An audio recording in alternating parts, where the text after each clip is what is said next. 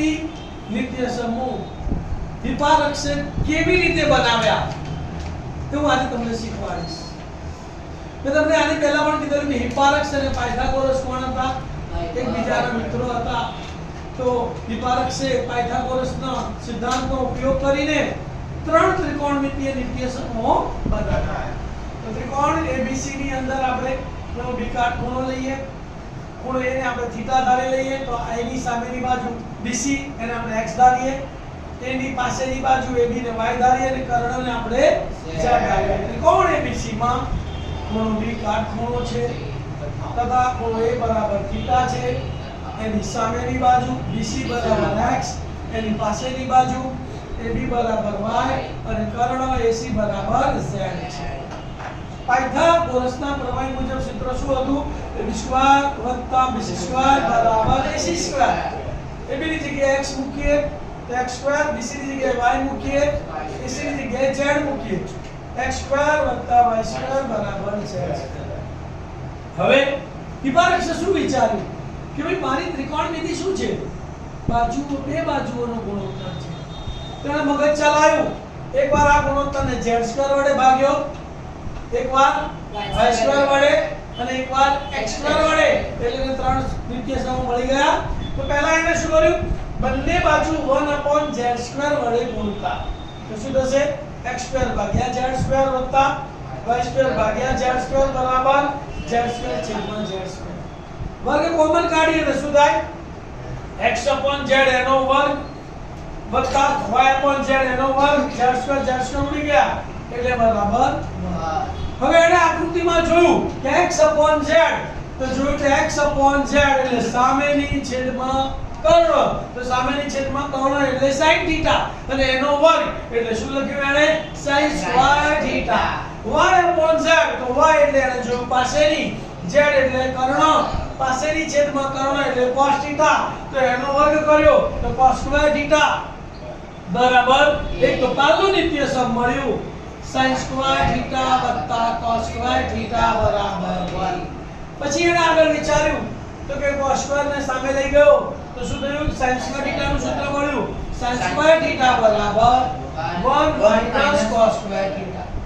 એક પૂર્ણ વર્ગ છે, cos θ પૂર્ણ વર્ગ છે, ઓછાની નિશાની છે તો એનું વિસ્તરણ કરીએ, એના અવયવો પાડીએ તો શું થાય? 1 - cos θ 1 + cos θ એટલે 1 - cos θ * 1 + cos θ બરાબર પણ શું થાય? sin² θ. હવે sin ને સામે લઈ ગયો તો સૂત્ર શું મળ્યું? cos² θ બરાબર 1 - sin² θ. એને એના અવયવ પાડે, આ બી પૂર્ણ વર્ગ છે, આ બી પૂર્ણ વર્ગ છે તો 1 - sin θ * 1 + sin θ બરાબર cos² θ. ત્યાર પછી બંને બાજુ શેના વડે ભાગ્યા? એને y² વડે. તો બંને બાજુ 1/y² વડે ગુણીએ તો શું થાય?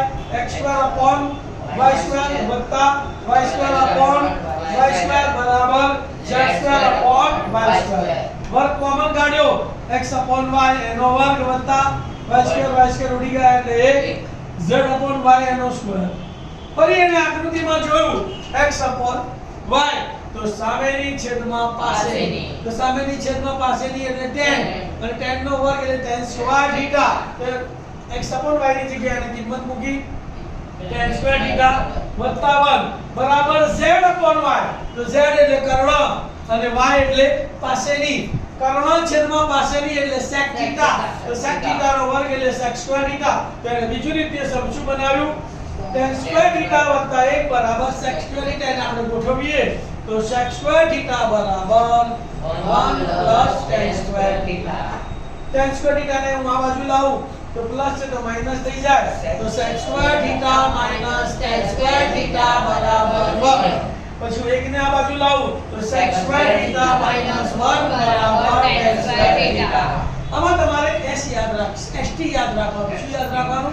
st એટલે s એટલે sec અને t એટલે tan. તો sec સાથે શું આવે? tan. તો 6 નિત્ય સમૂહ કયા ભણ્યા બોલો પહેલું? sin² θ + cos² θ બરાબર 1. બીજું sin² θ બરાબર 1 - cos² θ. cos² θ બરાબર 1 - sin² θ. sec² θ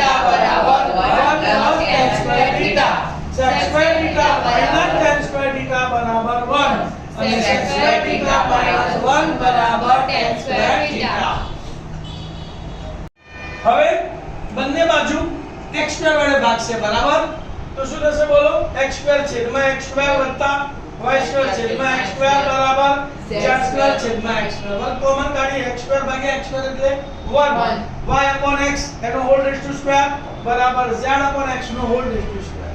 વિપરીત આકૃતિમાં જોયું કે y upon x તો કે y એટલે પાસેની અને x એટલે સામેની. પાસેની બાજુ છેદમાં સામેની બાજુ એટલે cot θ અને એનો વર્ગ એટલે cot સ્ક્વેર θ. તો 1 cot સ્ક્વેર θ બરાબર z upon x. z એટલે કર્ણ અને x એટલે સામેની.